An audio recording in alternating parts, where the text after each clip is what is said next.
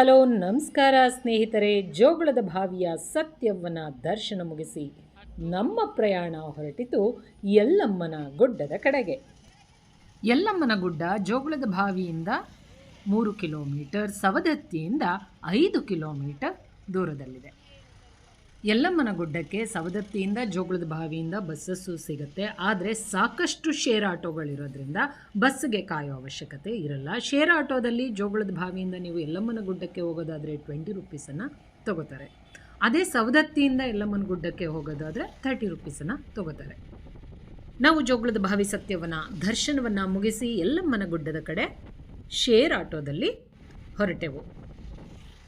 ರೇಣುಕಾ ಯಲ್ಲಮ್ಮ ನೆಲೆಸಿದ ನಂತರ ಯಲ್ಲಮ್ಮನ ಗುಡ್ಡ ಎಂದು ಪ್ರಸಿದ್ಧವಾಗಿರುವ ಯಲ್ಲಮ್ಮನ ಗುಡ್ಡವನ್ನು ಹಿಂದೆ ಸಿದ್ಧಾಚಲ ಪರ್ವತ ಅಂತ ಕರೀತಾ ಇದ್ರು. ನಾವು ಬಂದಿರೋದು ಜನವರಿ 25ನೇ ತಾರೀಕು. ಫೆಬ್ರವರಿ 12ಕ್ಕೆ ಭರತ ಹುಣ್ಣಿಮೆ ಇದ್ದಿದ್ದರಿಂದ ಇಲ್ಲಿ ತುಂಬನೇ ರಶ್ ಇತ್ತು. ಆದ್ದರಿಂದ ಆಟೋದವರು ದೇವಾಲಯದಿಂದ 1 ಕಿಲೋಮೀಟರ್ ಹಿಂದೆನೇ ನಮಗೆ ಡ್ರಾಪ್ ಮಾಡಿಬಿಟ್ರು. ಸಾಮಾನ್ಯ ದಿನಗಳಲ್ಲಿ ನೀವೇನಾದರೂ ಯಲ್ಲಮ್ಮನ ಗುಡ್ಡಕ್ಕೆ ಭೇಟಿ ನೀಡಿದ್ರೆ ಆ ಸಮಯದಲ್ಲಿ ಆಟೋಗಳು ದೇವಾಲಯದವರೆಗೂ ಕೂಡ ಹೋಗುತ್ತಂತೆ. ಜೋಗುಳದ ಬಾವಿ ಕಡೆಯಿಂದ ಬರಬೇಕಾದ್ರೆ ಮಾತ್ರ ಆಟೋ 1 ಕಿಲೋಮೀಟರ್ ಹಿಂದೆ ಸ್ಟಾಪ್ ಮಾಡ್ತು. ಆದರೆ ಸವದತ್ತಿ ಕಡೆಯಿಂದ ಬರೋ ಆಟೋಗಳೆಲ್ಲ ದೇವಾಲಯದವರೆಗೂ ಕೂಡ ಹೋಗ್ತಾ ಇದ್ವು. ಭರತ ಹುಣ್ಣಿಮೆಯ ಸಮಯದಲ್ಲಿ ಯಲ್ಲವ್ವನ ಒಕ್ಕಲಿನವರು ಪ್ರತಿಯೊಬ್ಬರೂ ಕೂಡ ದೇವಾಲಯಕ್ಕೆ ಭೇಟಿಯನ್ನು ನೀಡಿ ದೇವರಿಗೆ ನೈವೇದ್ಯವನ್ನು ಸಲ್ಲಿಸುವ ವಾಡಿಕೆ ಇದೆಯಂತೆ. ಆದ್ದರಿಂದ ಭರತ ಹುಣ್ಣಿಮೆಯ ಸಮಯದಲ್ಲಿ ಸುಮಾರು 10 ಲಕ್ಷಕ್ಕೂ ಹೆಚ್ಚು ಜನ ಭೇಟಿಯನ್ನು ನೀಡ್ತಾರಂತೆ. ಭರತ ಹುಣ್ಣಿಮೆಯ 1 ತಿಂಗಳ ಹಿಂದೆ ಬರುವ ಹುಣ್ಣಿಮೆಯನ್ನು ರಂಡೆ ಹುಣ್ಣಿಮೆ ಎಂದು ಇಲ್ಲಿ ಆಚರಿಸಲಾಗುತ್ತೆ.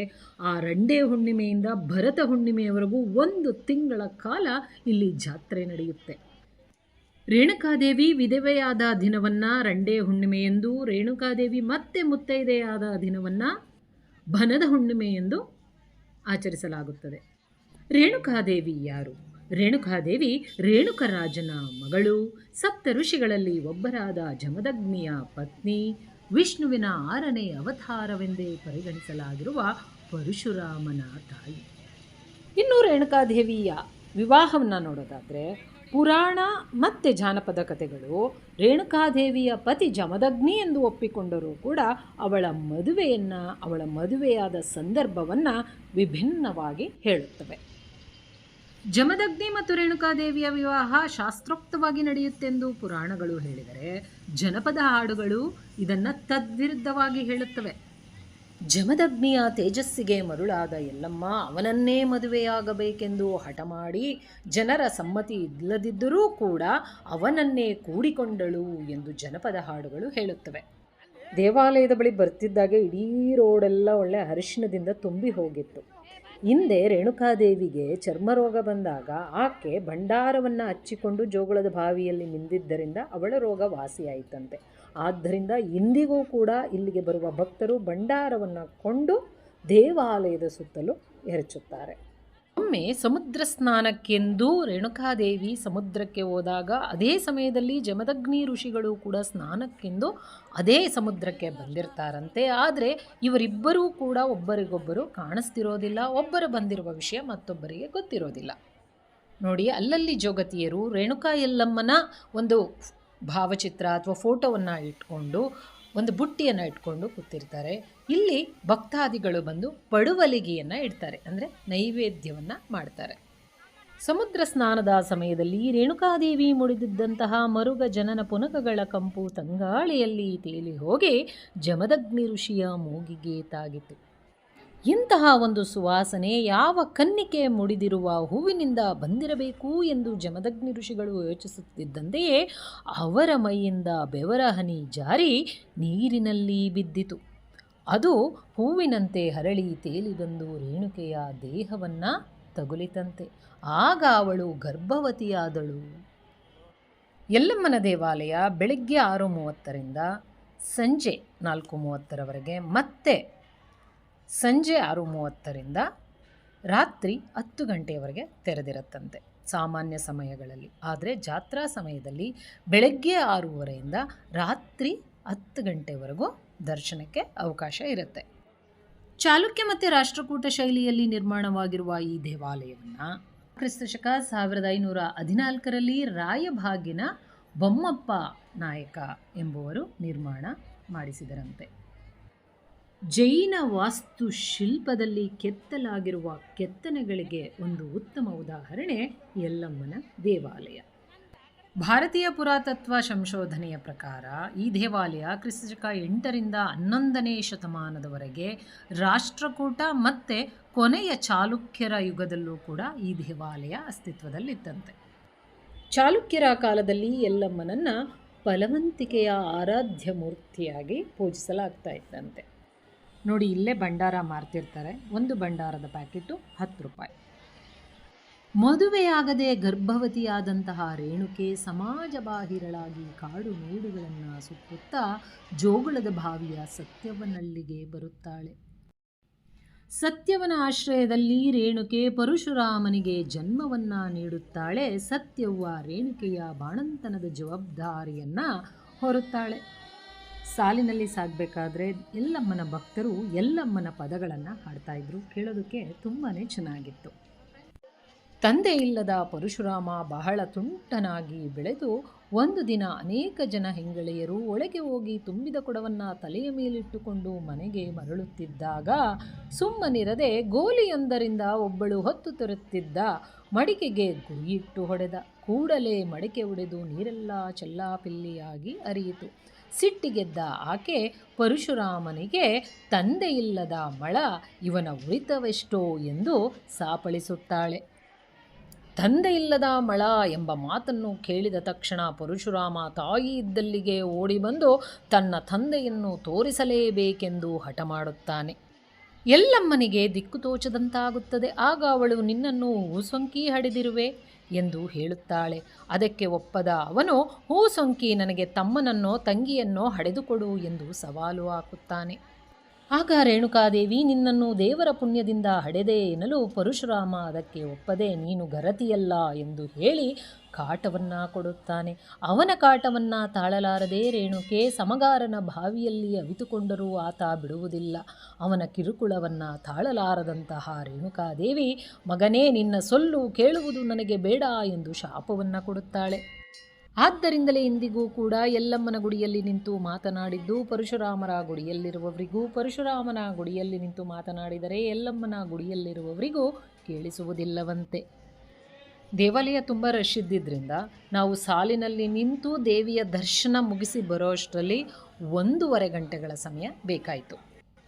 ದೇವಿಯ ಮೂರ್ತಿ ಅಂತೂ ತುಂಬಾ ಸುಂದರವಾಗಿದೆ. ನೋಡ್ತಾ ಇದ್ದರೆ ಹಾಗೆ ಭಯಭಕ್ತಿ ತುಂಬಿ ಬರುತ್ತೆ. ಆ ರೀತಿಯ ತೇಜಸ್ಸು ಆ ವಿಗ್ರಹದಲ್ಲಿದೆ. ಈ ದೇವಿಯ ಅರ್ಚಕರು ವೀರಶೈವರು. ಇಲ್ಲಿ ಪೂಜಾ ವಿಧಾನಗಳನ್ನು ಶಾಸ್ತ್ರೋಕ್ತವಾಗಿ ನಡೆಸಲಾಗುತ್ತೆ.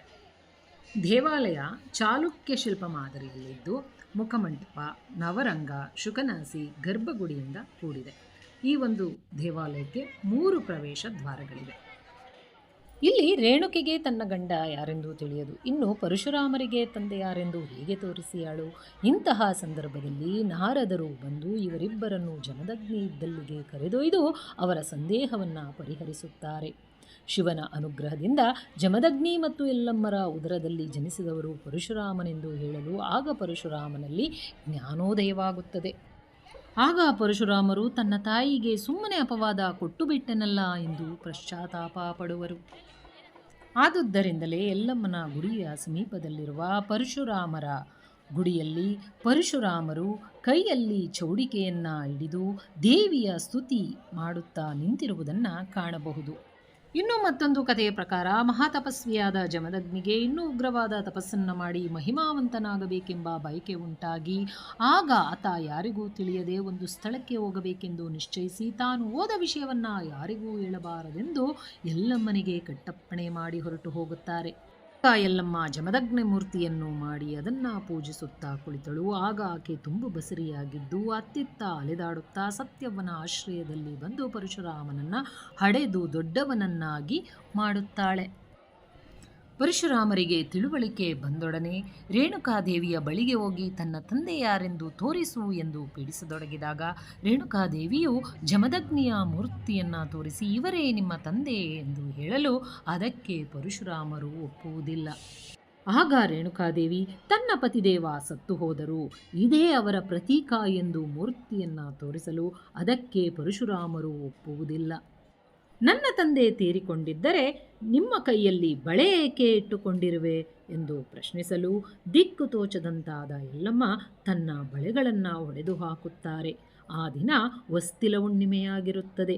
ಎಲ್ಲಮ್ಮ ವಿಧವೆಯಾದ ದಿನ. ಅದರ ನೆನಪಿಗಾಗಿ ಜೋಗತಿಯರು ಇಂದಿಗೂ ಕೂಡ ಎಲ್ಲಮ್ಮನ ಗುಡ್ಡಕ್ಕೆ ಬಂದು ಎಲ್ಲಮ್ಮನ ದೇವಾಲಯದಲ್ಲಿ ಅವಳ ಪ್ರೀತ್ಯರ್ಥವಾಗಿ ತಾವೂ ಕೂಡ ಬಳೆ ಒಡೆದುಕೊಂಡು ಬರುವುದು ರೂಢಿಯಾಗಿದೆ. ರೇಣುಕಾ ಎಲ್ಲಮ್ಮ ಬಳೆ ಒಡೆದುಕೊಂಡ ಹುಣ್ಣಿಮೆಯನ್ನು ರಂಡೆ ಹುಣ್ಣಿಮೆ ಎಂದು ಎಲ್ಲಮ್ಮನ ಗುಡ್ಡದಲ್ಲಿ ಆಚರಿಸಲಾಗುತ್ತದೆ. ರೇಣುಕಾ ಎಲ್ಲಮ್ಮ ಬಳೆ ಒಡೆದುಕೊಂಡ ಮುಂದೆ 1 ತಿಂಗಳಿಗೆ ಜಮದಗ್ನಿ ಋಷಿಗಳು ತಪಸ್ಸನ್ನು ಮುಗಿಸಿಕೊಂಡು ಮನೆಗೆ ತಿರುಗಿ ಬರುತ್ತಾರೆ. ಅಂದು ಭರತ ಹುಣ್ಣಿಮೆಯಾಗಿರುತ್ತದೆ. ಎಲ್ಲಮ್ಮ ದೇವಿ ಗಂಡನನ್ನು ಕಂಡೊಡನೆ ಮುತ್ತೈದೆಯಾಗುತ್ತಾಳೆ. ಗೊಡಚಿಯ ವೀರಣ್ಣ ಅಂದು ಎಲ್ಲಮ್ಮನಿಗೆ ಬಳೆ, ಕುಂಕುಮ, ಹೊಸ ಸೀರೆ ಕಳಿಸಿಕೊಟ್ಟು ಅದನ್ನು ಧರಿಸಿಕೊಂಡು ಎಲ್ಲಮ್ಮ ಕುಂಕುಮ ಸೌಭಾಗ್ಯವತಿಯಾಗುತ್ತಾಳೆ. ಆ ಹುಣ್ಣಿಮೆಯನ್ನು ಮುತ್ತೈದೆಯ ಹುಣ್ಣಿಮೆ ಎಂದು ಕೂಡ ಕರೆಯಲಾಗುತ್ತದೆ.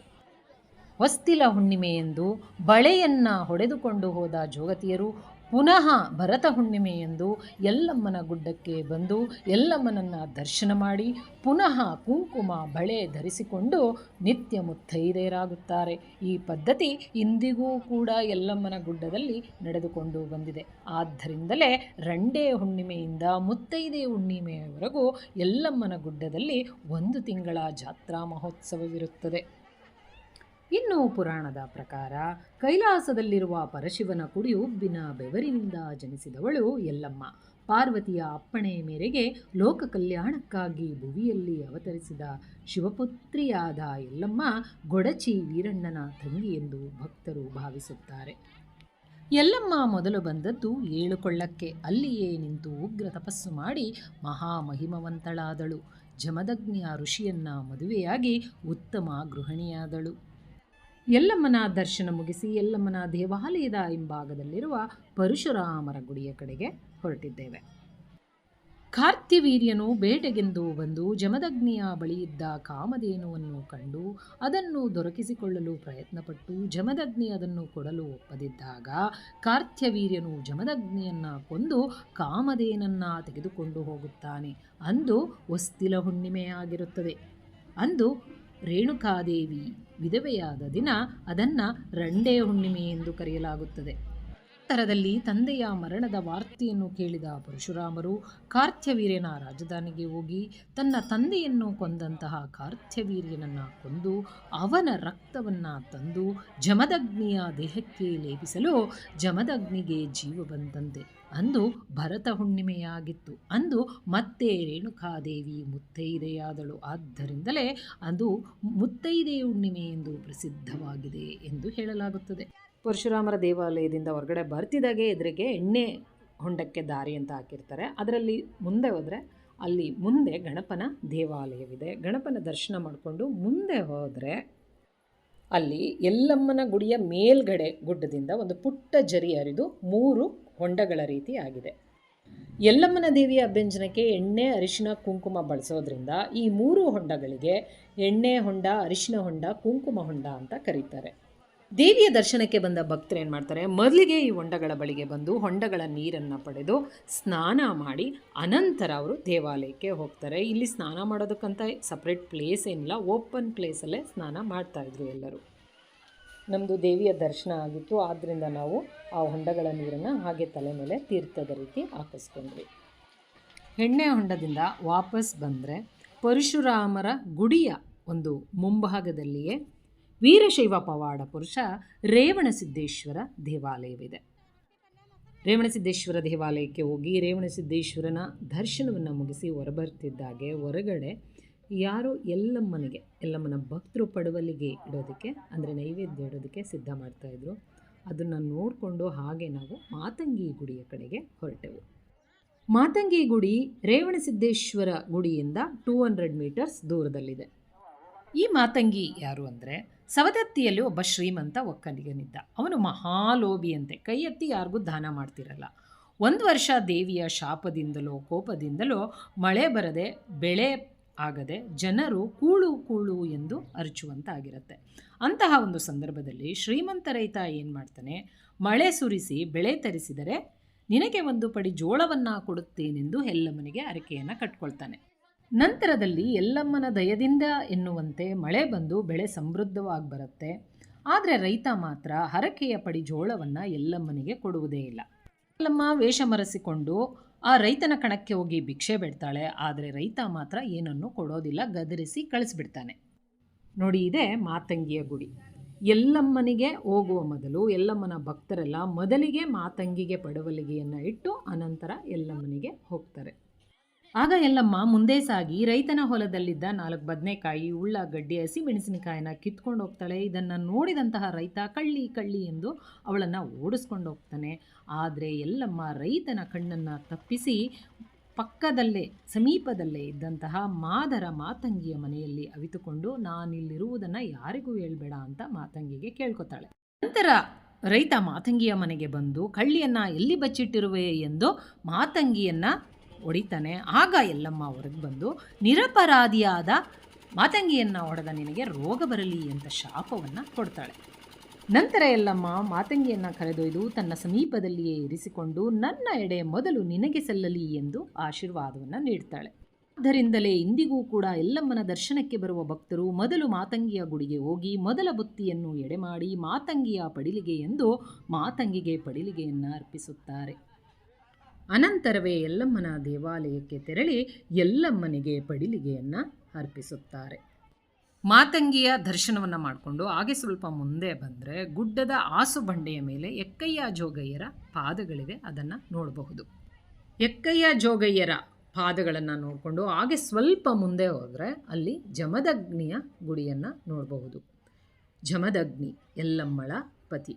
ಈ ಎಲ್ಲಮ್ಮನ ಗುಡ್ಡದಲ್ಲಿರುವಂತಹ ಪ್ರತಿಯೊಂದು ದೇವತಾ ವಿಗ್ರಹಗಳು ಕೂಡ ತಮ್ಮದೇ ಆದ ಕಥೆಗಳನ್ನು ಹೇಳುತ್ತವೆ. ಜಮದಗ್ನಿಯವರ ದರ್ಶನ ಮುಗಿಸಿ ಹೊರಗಡೆ ಬರೋಷ್ಟರಲ್ಲಿ 3 ಗಂಟೆ ಆಗಿತ್ತು. ತುಂಬ ಹೊಟ್ಟೆ ಹಶುವಾಗ್ತಾ ಇತ್ತು. ಅಲ್ಲೇ ಬುಟ್ಟಿಯಲ್ಲಿ ರೊಟ್ಟಿಯನ್ನು ಇಟ್ಕೊಂಡು ಮಾರ್ತಾಯಿದ್ರು. ಅಲ್ಲೇ ಹೋಗಿ ನಾವು ಊಟವನ್ನು ಮುಗಿಸಿ ಅನಂತರ ನಾವು ಸವದತ್ತಿಯ ಕಡೆ ಹೊರಟೆವು. ಎಲ್ಲಮ್ಮನ ಗುಡ್ಡಕ್ಕೆ ಭೇಟಿ ನೀಡೋಕ್ಕೆ ಬೆಸ್ಟ್ ಟೈಮ್ ಅಂದರೆ ಅಕ್ಟೋಬರಿಂದ ಫೆಬ್ರವರಿ. ನಾವು ಬಂದಿರೋದು ಜನವರಿಯಲ್ಲೇ, ಆದರೂ ಕೂಡ ಬಿಸಿಲಿತ್ತು, ತುಂಬಾ ಬಿಸಿಲಿತ್ತು. ನಾವು ಜಮದಗ್ನಿ ದೇವಾಲಯದಿಂದ ಹೊರಗಡೆ ಬರ್ತಿದ್ದಾಗೆ ಎದುರುಗಡೆ ಆಟೋಗಳು ನಿಂತಿದ್ವು. ಶೇರ್ ಆಟೋದಲ್ಲಿ ನಾವು ಸವದತ್ತಿಯ ಕಡೆಗೆ ಹೊರಟೆವು. ಎಲ್ಲಮ್ಮನ ಗುಡ್ಡದಲ್ಲಿ ಎಲ್ಲಮ್ಮನ ಗುಡ್ಡಕ್ಕೆ ಬರುವ ಭಕ್ತಾದಿಗಳು ಉಳಿದುಕೊಳ್ಳಲು ಉಚಿತ ವಸತಿ ವ್ಯವಸ್ಥೆ ಇದೆ. ನಾವು ರೂಮನ್ನು ಧಾರವಾಡದಲ್ಲೇ ಮಾಡಿದ್ದೀವಿ.